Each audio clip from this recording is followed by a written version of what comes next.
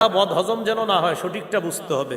চোখের অশ্রু প্রবাহিত হওয়া ঠিক আছে, অন্তর ব্যতীত হওয়া ঠিক আছে, উল্টাপাল্টা কথা মুখ দিয়ে বের হওয়া ঠিক নেই। বলেন, উল্টাপাল্টা কথা মুখ দিয়ে বের হওয়া ঠিক নাই, এটা অন্যায়। বিলাপ করা এটা অন্যায়, কারণ রাসূল সাল্লাল্লাহু আলাইহি সাল্লাম এটা নিষেধ করেছেন।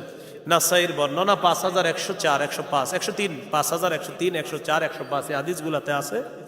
কারণ নবী সাল্লাল্লাহু আলাইহি সাল্লাম ইয়ানহা আনিন নাওহ, আল্লাহ রাসূল সাল্লাল্লাহু আলাইহি সাল্লাম বিলাপ করে কান্নাকাটি করতে নিষেধ করেছেন। আল্লাহ আমাদেরকে কথাগুলা মনে রেখে কান্নার প্রকৃত বিষয়টা বোঝার তৌফিক দান করেন।